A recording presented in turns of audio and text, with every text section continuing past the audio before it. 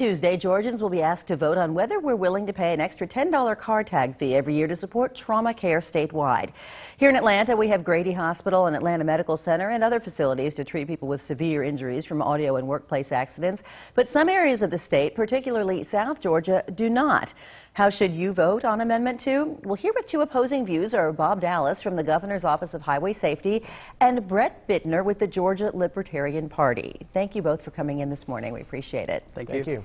Mr. Dallas, go over for us. How does Georgia stack up compared to other states when it comes to trauma centers? We've got 16, including 4 level 1 centers. Well, not as well. We need 30, and what we know is that Georgians are 20% more likely to die due to trauma compared to our neighboring states. So trauma is a need throughout Georgia, and as you mentioned, especially in those parts of Georgia that we travel through, South Georgia, just don't have enough trauma care.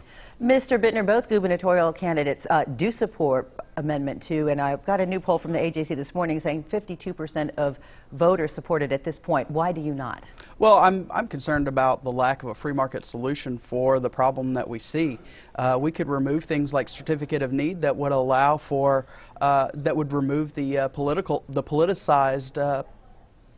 politicized process in order to get any health care passed here, or any health care facility built here in the state. And you know, this is a situation where if the governor had signed zero-based budgeting, they probably could have found the $80 million a year that we were looking at this tax on the drivers here in Georgia. They could have found that $80 million in the budget.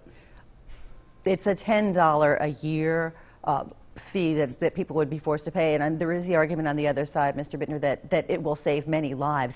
How do you respond to that? You don't think that $10 would go to save lives? I think that it's a very noble cause. I'm just worried about using taxpayer money to fund private business, and that's what we're looking at as we essentially take $10 from every driver here in the state and give it to a private hospital to augment their facility or to build a new facility, and that's $80 million in perpetuity, and we're essentially deciding whether or not we want to tax ourselves via a constitutional amendment. That actually is something that a lot of the viewers in our chat are concerned about, the perpetuity aspect of it, as well as whether it's guaranteed to go for trauma care. And Bob, you know, a lot of them are saying, look at what happened with the Georgia 400 toll. We thought it was going to end and it didn't.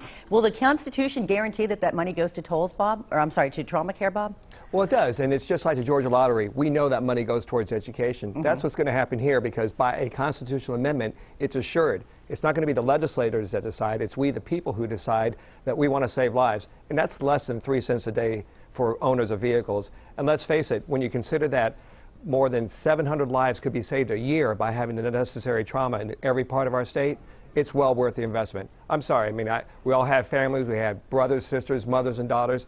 If they get hurt anywhere in Georgia, they should have good access to trauma so that their lives can be saved. And it will save us money, because the injuries will not be lifelong, debilitating injuries that we all have to pay for. We just had that horrible accident this weekend with the 4 high school students. Bob, tell me how you think that could have happened differently had there not been a trauma center nearby. That's just a sad example of what happens too often in this state. We had 1 fatality, 3 serious injuries. If that was in South Georgia, it might have been, instead of 1 fatality and 3 injuries, 3 deaths and 1 serious injury.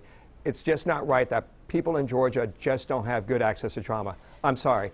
We can't predict when it's going to occur, but we know it will occur. So we need to have that access, and we need it now because lives depend on it. And briefly, Mr. Bittner, how would you like to see trauma care hospitals funded, if not by people who drive on the roads? Well, if we're going to use taxpayer money, then we need to take a look at the budget and find the money there rather than taxing people in a downturned economy. I think that, you know, again, we could go back to the free market solutions of removing certificate of need. All right. Thank you both very much for coming in this morning. We appreciate you giving our voters your insight so that they'll be better educated when they head to the polls on Tuesday. Appreciate it.